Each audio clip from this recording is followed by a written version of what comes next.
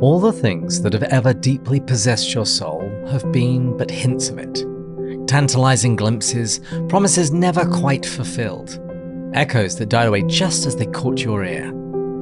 But if it should really become manifest, if there ever came an echo that did not die away but swelled into the sound itself, you would know it. Beyond all possibility of doubt, you would say, "Here at last is the thing I was made for." This is Pints with Jack, Season 7, Episode 31. Narnia Month. Why I Believe in Narnia. After Hours with Dr. James Como.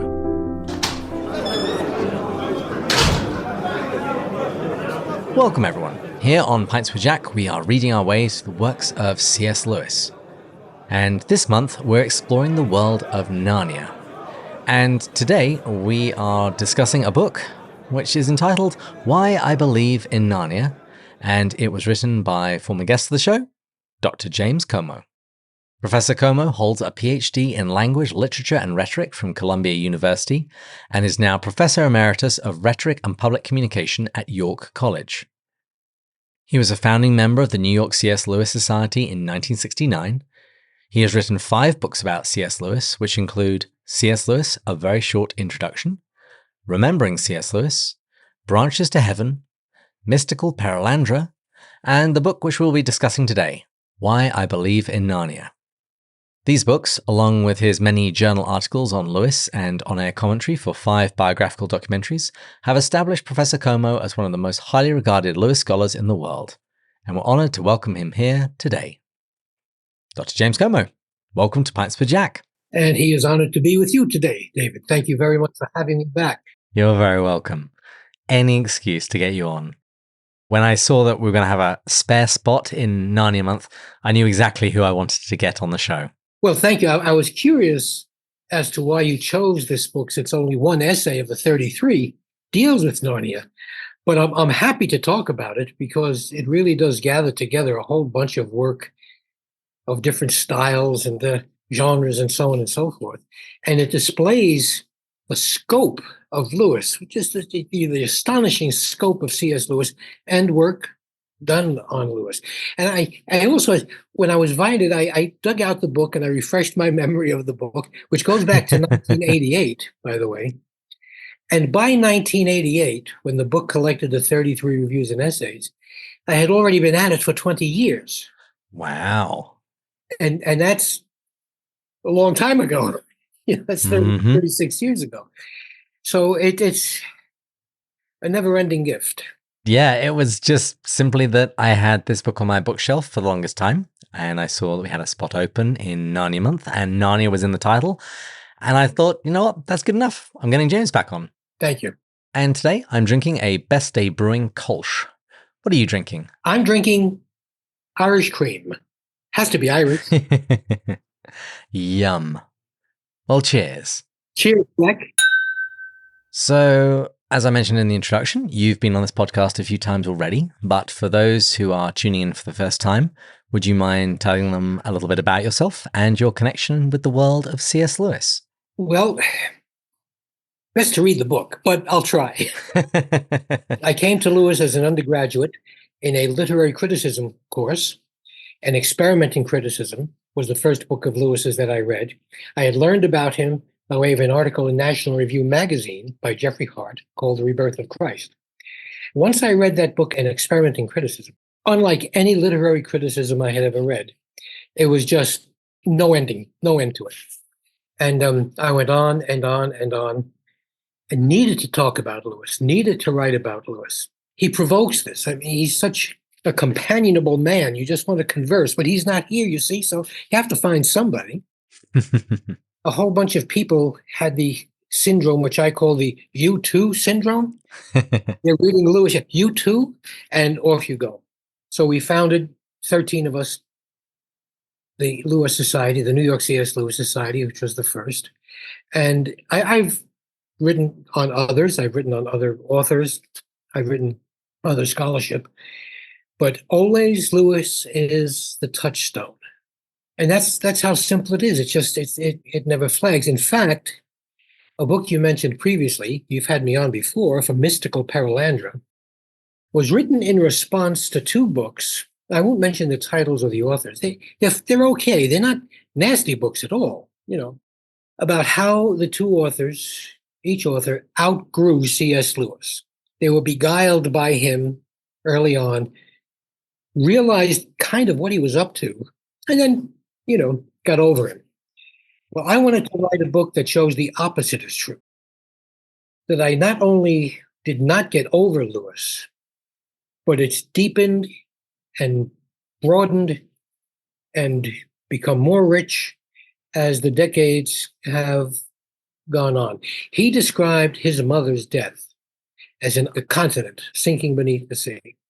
For me, it was like a continent rising from the sea. In a nutshell, Lewis taught me many things. He was my great knock. Intellectually, Lewis means a lot to me. That was the first appeal of Lewis, because I taught argumentation for 50 years. I'm a debater. I've coached, I've taught it, and so on and so forth. Boy, this guy, he's okay.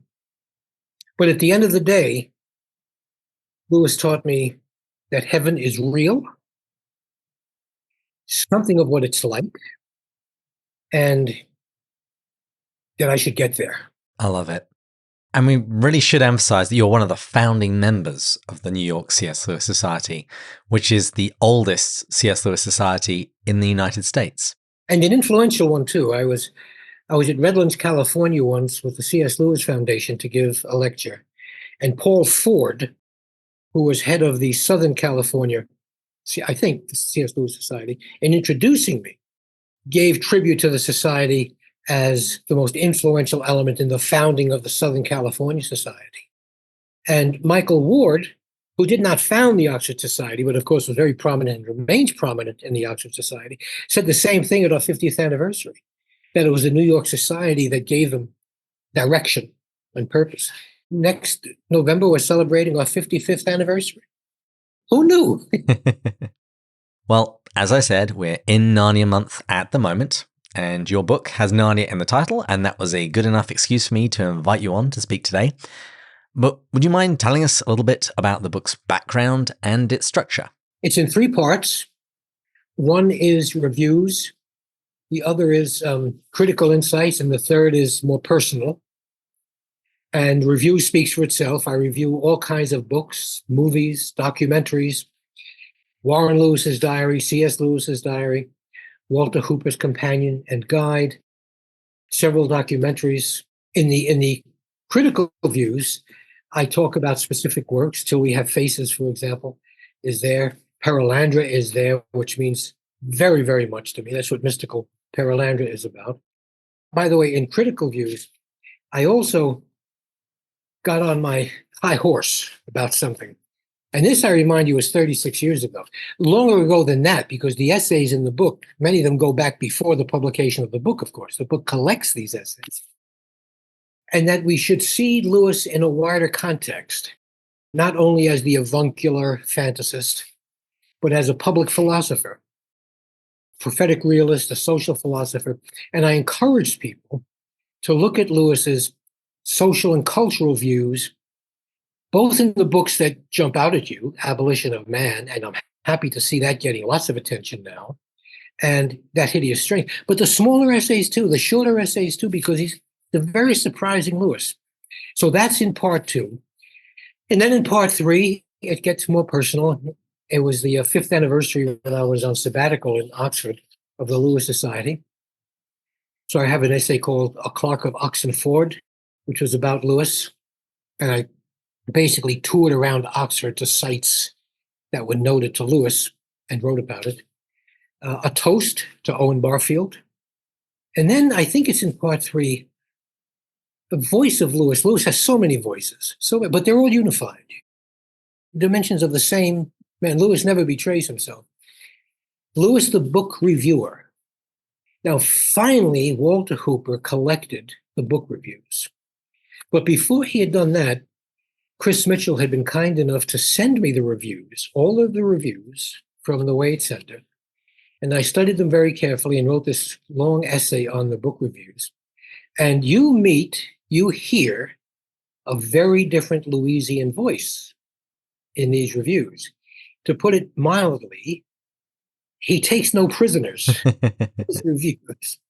I mean, he's not the avuncular Lewis that you find, for example, in the letters, where he can be exceedingly sympathetic and comforting. Very intellectually honest, very, very rigorous. So that was there. And of course, Why I Believe in Narnia is, I think, close to the next to last essay in the book. And the last essay was a piece I wrote for the Wilson Quarterly. They invited me to write a piece, generally for their readers who might not know Lewis. So I kind of summed up Lewis, described Lewis and his work for the readers of the Wilson Quarterly. And I've published in lots of different places, including the Bulletin of the Lewis Society, but the New Criterion, National Review, Touchstone, Seven. There's always something new to say about Lewis. And so those are the three sections: reviews, critical appreciation, and personal. And the personal section had to do with Lewis touching me, really, as in Why I Believe in Narnia. I think I read the 7 books in 9 days. I was very sick with a flu when I read the book, but which, by the way, I was 20 years old. I never read Lewis as a juvenile, and really had a bad. I had to stop writing my master's thesis, which was on Perelandra. I was just too sick, so I was in bed next to a window, but I kept the window open a little bit so that I wouldn't get better too soon. So that, starting with The Lion, the Witch, and the Wardrobe, it just went on and on and on. And what can I say? Another world opened up. The Narnian Chronicles are a sacred scripture for Narnians. And they are a proto-evangelium scripture for us. And that's what it did for me. It taught me how to believe, what to believe, and especially, and this is crucial to me, David, my faith has never been questioned to me, but hope frequently was questioned for various reasons having to do with family problems and so on. But this gave me hope. It opened up heaven to me. And to use the word that we all know, was a pang of joy right into my heart, through my heart, into my soul. By the way, if I might plug something. Yeah, of course. There's this book called The Christian Mind of C.S. Lewis, edited by Andrew J. Spencer, essays in honor of Michael Travers. Michael was an extraordinary man. He was the guest speaker for the New York Society when we commemorated the 50th anniversary of Lewis's death. Michael subsequently died much too young. His essay on hope is the landmark essay on this overarching ingredient in Lewis's work. If someone were to say, as they've often had, what's his major contribution, I would say he gives us hope. Tangible hope, palpable hope, concrete hope. That's the book. And so you're writing these articles for lots of different organizations. What was it that prompted you to bring them all together between 2 covers in a single volume? I didn't realize how many there were.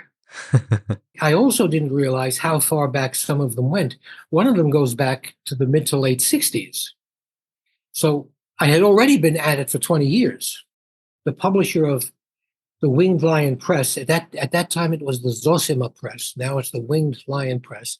The man who edits the Bulletin of the New York Society, Robert Trexler, said, yeah, he would like to bring out a collection of these essays, mostly because of their variety.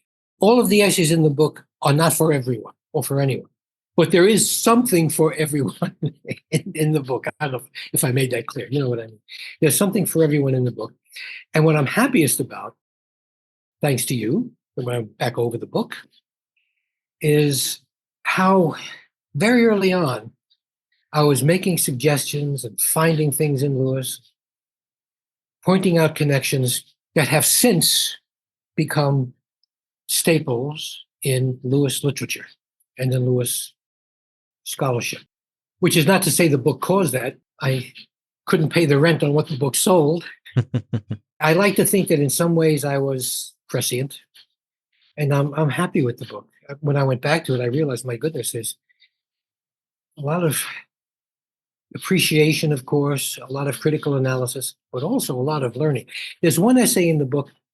It was a lecture given at the Baptist Seminary at Wake Forest, which is online, by the way, that I'm really happiest with because it called attention to Lewis as the public philosopher. And it got a very, very strong response, a very strong response. And a man came up to me after that and he said, Como, you've made history today. I said, really? No, you've made history today, real history today. And trying to be as humble as I could imagine at the time, I said, oh, well, really, it wasn't really. No, you've made history today. Well, how did I make history? Because for the first time in history, the word orgasm has been used at a Baptist seminary. And he walked away, and I was screaming at that. Look, I was quoting Lewis.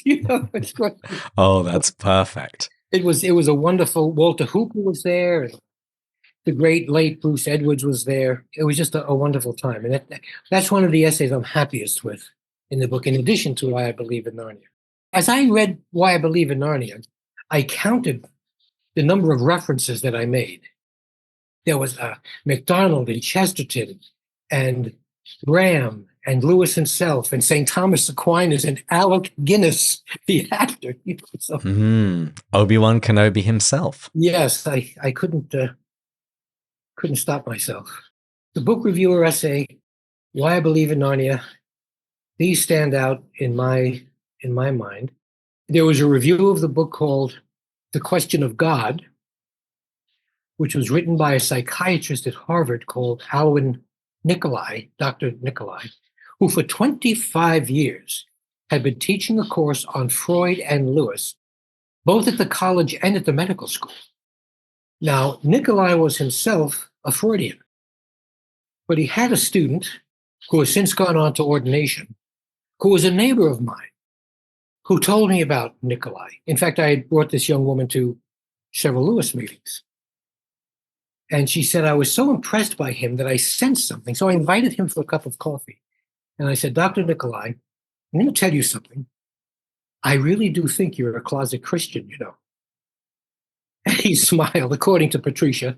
He smiled and said, well, not so closeted, but you're right. I like to give them both an even shake. And I found that very interesting because the book does give them an even shake. And that became a PBS documentary, The Question of God, that I was blessed to be in. So it's like a quintuple helix, all these threads going into this book. Again, thanks to Bob Trexler, he put them all together. And there it is. Well, what I'd like to do now is do some deeper dives into some of these essays. As you mentioned, the book is in 3 sections: reviews, then critical views, and finally personal views.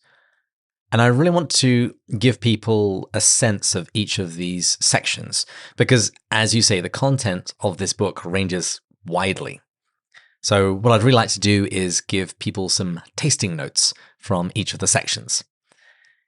Is there any particular one you'd like to, say, pick from reviews to talk about? How about number 7? Okay, you heard the man. Please turn to number 7 in your hymnals. Number 7 in your hymnal.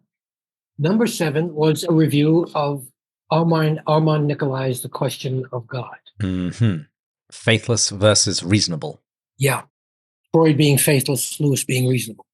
By the way, I saw a play some time ago that was off-Broadway here in New York called Freud's Last Session. It was an imaginary meeting of Lewis in Freud's office. Bombing is taking place, and it's Freud's last night on Earth, actually. And they get into a back and forth about Christianity and atheism. That is now a film which I have not seen yet. It's a brand new film with Matthew Goode as C.S. Lewis and Anthony Hopkins as Freud. Yep. So Sir Anthony just can't escape Lewis one way. So that was one essay that I wrote. I think I reviewed that for National Review magazine. Another essay there is a review of the collected letters for the New Criterion. Not many people know the New Criterion. It's been around for over 40 years. It's kind of highbrow. And they asked me to review the collected letters. And they gave me a lot of space for that. And what a trip that was, because, the letters start when Lewis is a child. Hmm. I mean, he's writing a letter to his pet mouse, Tommy, when he's a kid. And it goes on to right before his death. And the letters in my review of it are a virtual biography of Lewis. I mean, everything is touched upon by Lewis in the letters. And the things that aren't touched upon become even more interesting by their omission. So those are two essays from section 1 that I think give the flavor of things. I did appreciate that essay on the letters, because this season on Pints for Jack, we've been focusing on several different letter collections. Letters to American Lady, Letters to Children, and Lewis's Latin letters. It really is a bottomless well. I actually also recently picked up Paul Ford's Yours Jack, which is basically an abridged version of the collected letters. I honestly do not know how a man managed to get so much stuff done as he did while writing as many letters as he did. I once counted what Lewis produced from 1938 to 1946, which is not a very long time, but it's enough for 5 other people to have produced. Now, during this time, he's doing household chores because Mrs. Moore was such a pain in the neck.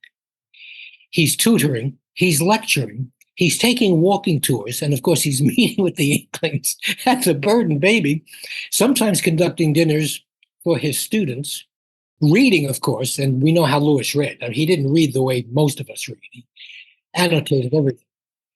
Did he sleep? Who knows?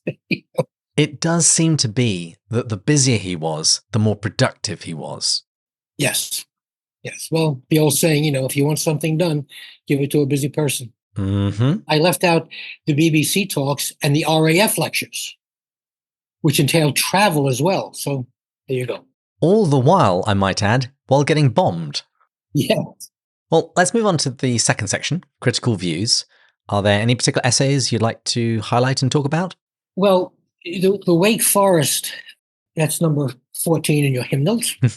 That's still online, by the way. I think you could hear the whole lecture online.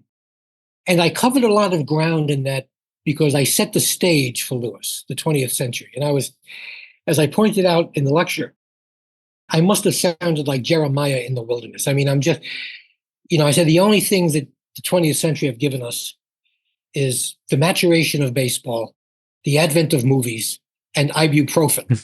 That was about it. And I point out that people who read Lewis are like people gathering in medieval monasteries.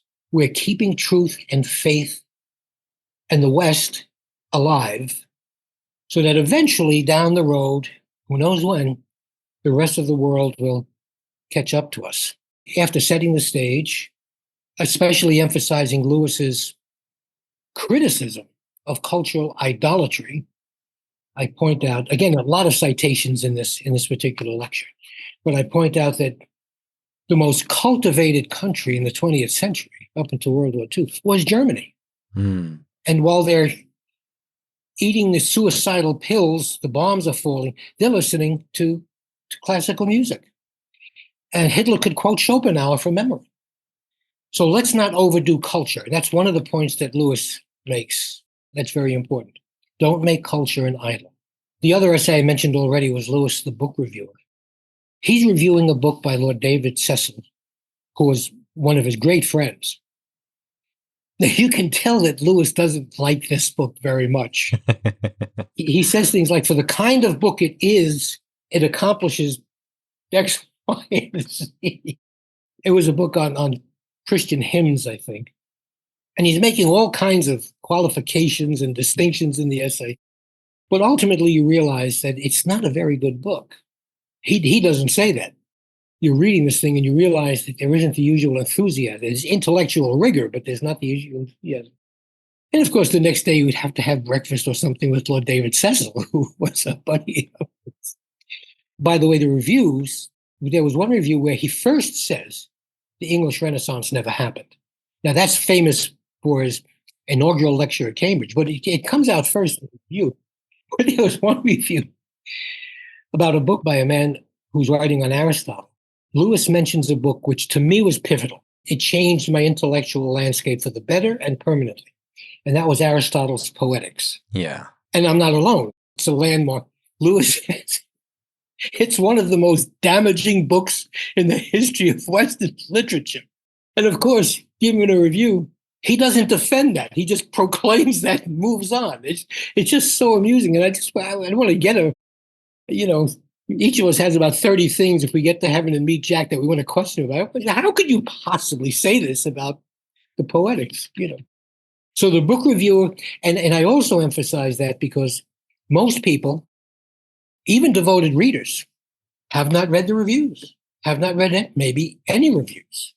So it would be a window to a new Lewis for many people.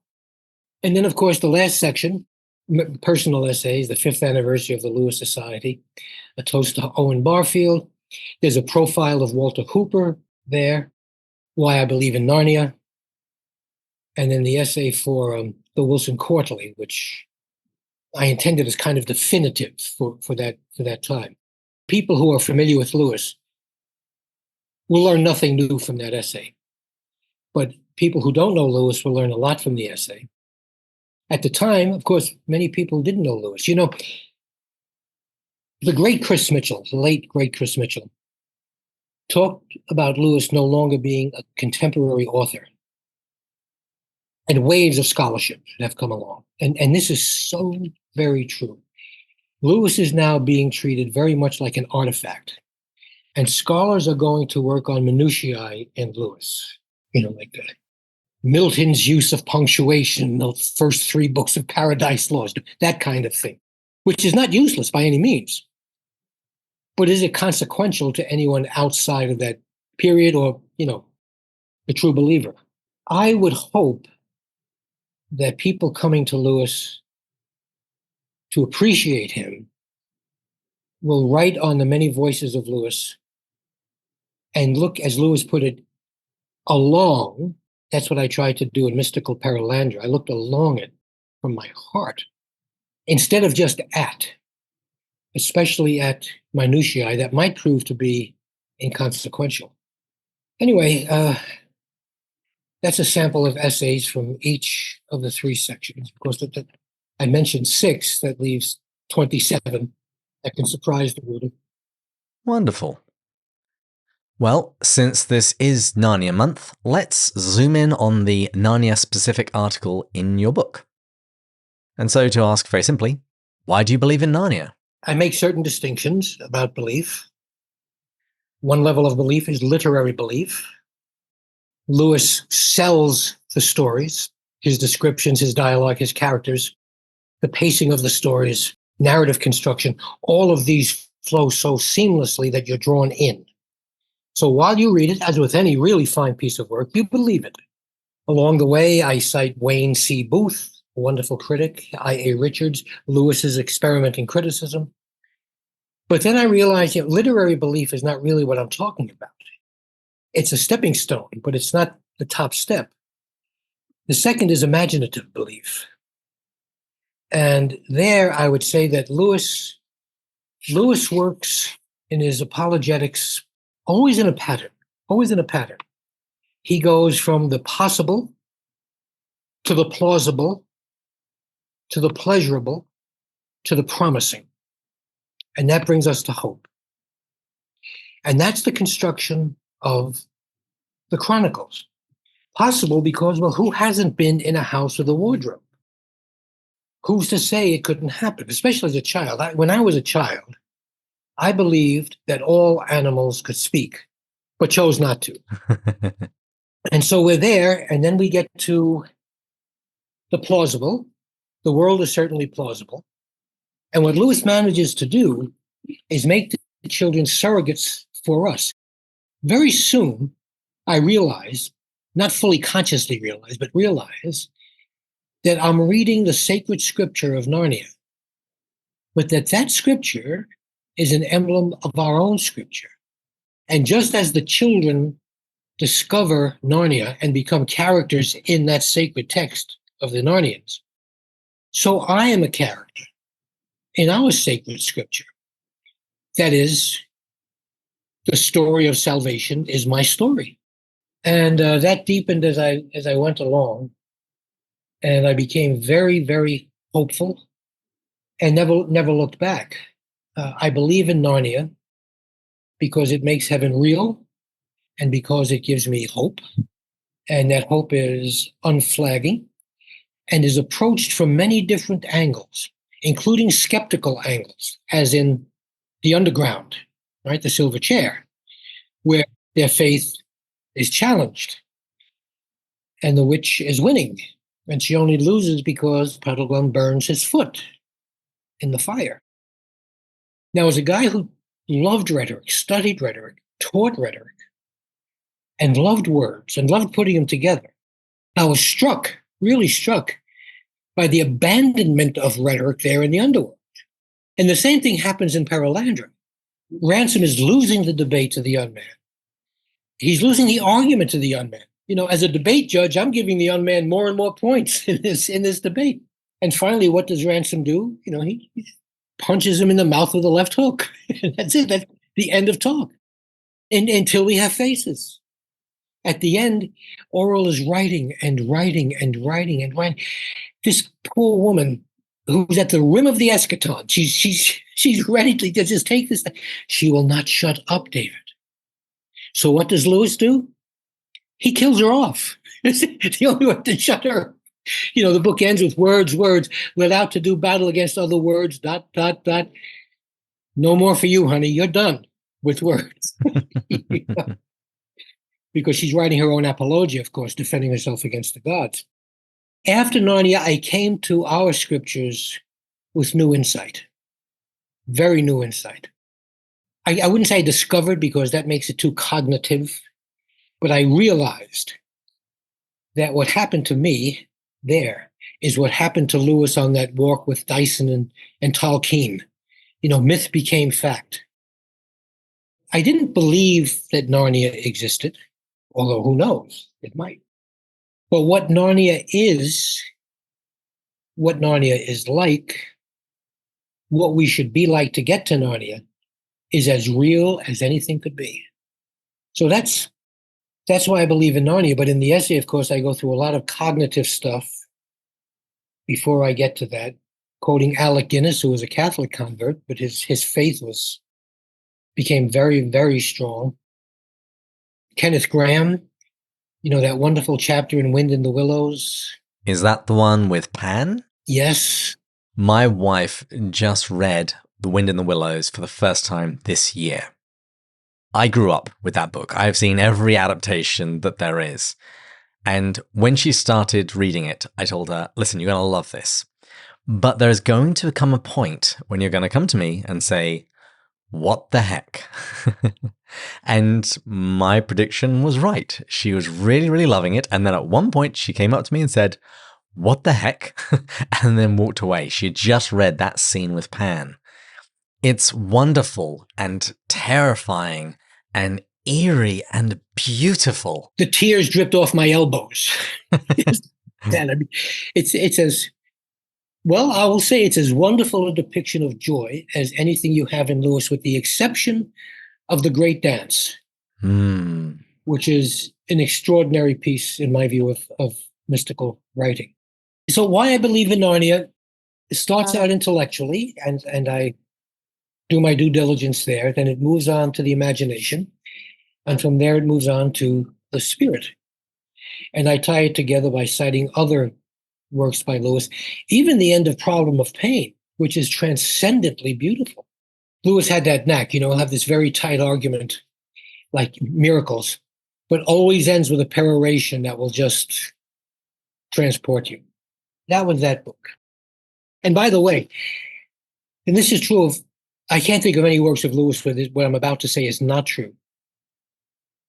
It never fades. You know, I'll go back to the Chronicles, and it's still there. It's still there. Call it wonder, hope, joy, a whole bunch of things, but it just doesn't fail a person. It just doesn't fail. This season, we're ending with a George MacDonald month. And so I've been reading a lot of MacDonald at the moment. And so I actually now like to appropriate the description that Lewis uses in Surprised by Joy of what happened after he read Phantastes. He speaks about the bright shadow coming out of the book into his own world and casting its light on everything. As much as I've been enjoying George MacDonald, this effect happens to me most often whenever I'm reading a Lewis book. It's interesting. Some people have asked me about Lewis's achievement, and we have hundreds of millions of books sold, scores of translations, movies being made, commentary galore. Is that the achievement of C.S. Lewis? And my answer is yes, it is an achievement. But the real achievement is his impact on the individual human heart. You just said it. The shadow comes out and grabs you. That's the achievement of Lewis. Times how many readers has he had who can say the same thing? That's why so many societies and institutes proliferate. We just have to talk about the man. Nobody has prompted more conversation than C.S. Lewis. There's a Byron Society. Are there 5 of them? Are there 20 of them? It's astonishing. It's astonishing. Well, before we wrap up today, I would like to remind our listeners that next season we are going to be returning to the Ransom trilogy and taking a little trip to Perelandra. And as we mentioned a couple of times today, you've written a book about it called Mystical Perelandra. And also, you and I have spoken about it on a Half Pint episode, and I am absolutely planning on bringing you back to record a longer audio episode next season. But I would just love it if you would say a few words about Perelandra. Make a pitch to our listeners. Get them excited for Season 8. Perelandra is many things. One thing that it is not is science fiction. And the reason is simple. There just is no science in Perelandra. That's how simple it is. It is mystical in the last third of the book. And by mystical, I mean it gives us a vision that's a real vision that Lewis had. And in the book, I argue that Lewis was himself a genuine mystic. He would not call himself that because he did not want to risk comparison with the great medieval mystics. He was too humble for that. But Lewis saw things. He saw things, and he puts them at the end of that. And you have to bear with it, remembering that he's describing a dance. So the rhythm of the prose, the imagery of that rhythm is very, very alluring and very enticing. There are lessons, of course, but you must remember that it's Ransom, the hero, the reluctant hero, the unlikely hero. He's a professor, for goodness sake. What does he know about space travel and fighting with Satan? He's seeing it all. He's seeing it all. And at one point when he arose from a coma, Lewis looked into the distance and he said, "Oh, I see. I see." And someone, I think it was Walter Hooper, who said, "What is it, Jack? What is it?" He said, "I didn't even come close to the real thing. Not even close." So Lewis had a vision, just like Maria de Foligno had a vision, like Walter Hilton had a vision, like St. John of the Cross had a vision. He saw it, and especially at the end, whom the first man on that planet looks like. I don't want to spoil it here. But when Lewis looks into that face, he realizes. And I can only say, I mentioned that I'm a Catholic, and the Holy Eucharist, as Lewis said, is the holiest thing presented to your senses. After the Eucharist, the holiest thing presented to your senses is another human being. Well, for me, it's the end of Perelandra. That's the kind of holiness that it communicates. But it's earned, David. It's an earned holiness, because poor Ransom has to go not quite through hell literally, but through a hell-like experience marked by an ascent. And of course, that is the ascent of the mystic, the 3 stages of the mystical ascent that he goes through. And Lewis went through it, and we all have to go through it. And we can go through it with Ransom because he's not that special. He's not. What am I doing here? Remember that wonderful passage in Perelandra? What am I doing here? He says, "Not for nothing are you named Ransom. I too was Ransom." And then he tries to give himself all kinds of excuses I'll put up a good fight. It doesn't matter if I win or not, just as long as I make it. And the next line, I'll never forget it. The next line is, "It snapped like a violin string." Ransom realizes that a good job is not enough. He has to win because otherwise he won't make it. So what's at stake is monumental. But the point is, that's what's at stake for all of us. And that's what Lewis teaches us. I think Lewis's greatest purely literary achievement is Till We Have Faces. But I don't consider Perelandra a strictly literary achievement. It's more like a mystical romance. And it could have been written in the Middle Ages, as far as I'm concerned. So yes, there's style, there are figures of speech, there are rhythmic sentences, there are wonderful, wonderful images, characters galore, well, characterizations. All of the ingredients of good narrative literature, but always aiming at something higher and something else. And he gets us there. He gets us there at the end. Astonishing. Well, there you go. That's what we're going to be doing in season 8. I've got the season pretty much planned out, but after this conversation, I'm going to add one more interview. I'm going to get Dr. David Downing onto the show to discuss his book, Into the Region of Awe, his book about Lewis as a mystic. Please do that, because in my book, Mystical Perelandra, I say that Downing's book was a provocation to me, because David's book is the true north of Lewis. Now, I told David this. He doesn't go quite far enough because, he's the scholar, David. I'm not writing as a scholar. I'm writing to bear witness as a man who's looking along the beam, not at the beam. But David's book is the North Star for this. So I hope you bring that up with him. It's a wonderful book, Into the Region of Awe.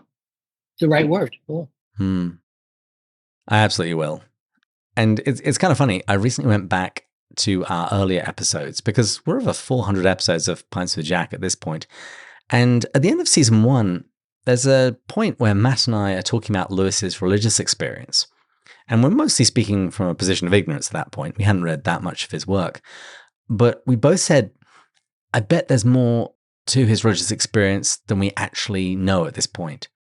And I do love the fact that the more I read of him, the more hints I find in his books, that here was a man whose spiritual life, not just intellectual life, but spiritual life, is certainly worth exploring and imitating.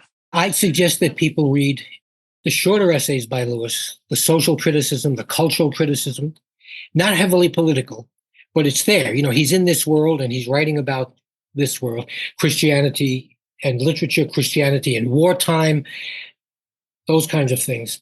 It's seamlessly Lewis. And I love to end with a quote applied to Lewis that he said of Edmund Spenser. He reaches from branches to heaven and roots to hell. And in between comes all the multiplicity of human life. To read him is to grow in mental health. And that's C.S. Lewis. Dr. James Como, thank you so much for coming on the show. Thank you for having me, my friend. Good luck to you. And can you tell the listeners where they can go to find out more about you and your work? Well, I have a very modest website called, can you guess? JamesComo.com. There's a CV tab that's there and covers of some of the books. I've written other books than on C.S. Lewis, and you can find those books there. My little autobiography is there. Some hints to communication consulting that I've done in the past. I just had an essay in the bulletin of the Lewis Society called The Christian Communicator, which people have found very useful. Another little book called From the Parlor to the Public Square, which is a very digested version of communication theory and instruction. Very, very short book. So yes, www.jamescomo.com, and there you'll find what you need to know. You won't find me mentioning my wife, Alexandra, because and I've been criticized for this. You left out your wife, say mostly women. Well, my wife is a very, very private person, and she threatens me. If I ever mention it, I will pay for it. There's that. But otherwise, you'll get a view of my career, my teaching career especially.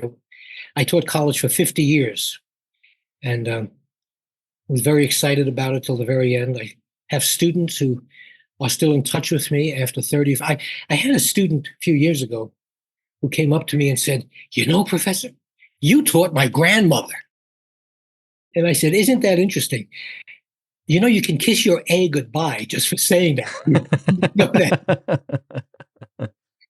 So that's been delightful. I have male students from decades ago who still wish me a happy Father's Day, which is, very, very gratifying. So that's, that was my job, but it was a very fulfilling vocation that I had, where I had it. And I've written about that too. So yes, there's all that there and more.